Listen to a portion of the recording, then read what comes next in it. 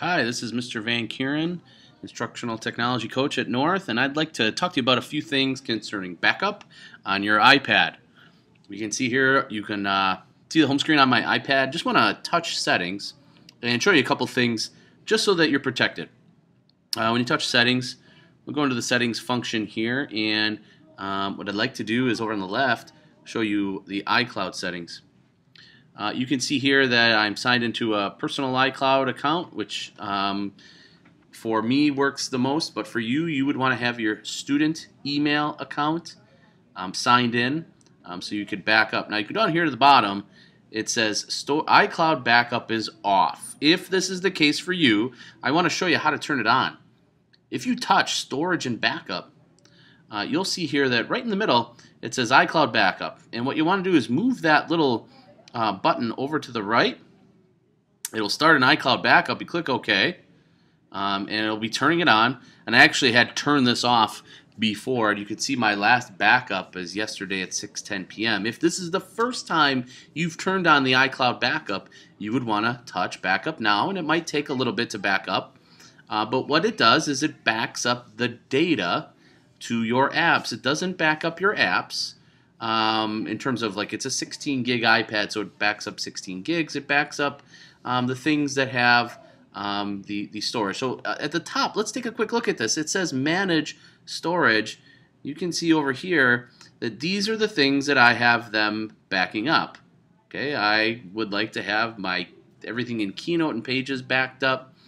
iTunes movie trailers for some reason is turned on. But I also have them backing up Tiger Woods PGA Tour 12 because it is a weakness of mine that I happen to to play a game on the weekends. Anyway, so I go to storage and backup, and it'll back up. If you touch here, it'll give you the backup options. And I have some of these other things turned on, and if you show all the apps, it'll show you some other things to back up as well. You see my backup size is 938 megabytes, but it can get a larger, so it's almost a gig of storage. Let's go back here, and I'm going to touch my home screen button, and I'm going to go into an app that I bet you're using in a lot of your classes called Notability. You're probably doing a lot of fantastic things on Notability, but I've seen at least 2 students who have had their Notability files that have been deleted because they didn't have backup and they had an iPad problem. So I want to show you a real cool trick here. At the bottom is this little gear. If you touch that gear, you'll get the settings. One of the great things about Notability is you can back it up to 2 places if you'd like. If you touch back up to iCloud, iCloud will now be stored in iCloud, your Notability notes. So if something happens to Notability on your iPad, that's all backed up. You could also touch Google Drive.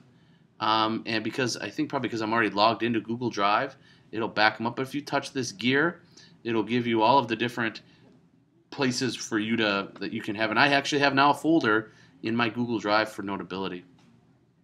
That's how you would back up Notability. But again, much like those other things, if you want to back up, remember, go to Settings, go into iCloud, touch Storage and Backup, and then touch Manage Storage. And then if you touch your iPad, you can see my iPad is on there. And if I touch that, I can go into Show All the Apps, and it'll back up certain things for me that I want backed up as well. Okay, thanks for watching. Hopefully you can back up to iCloud. It's a good way to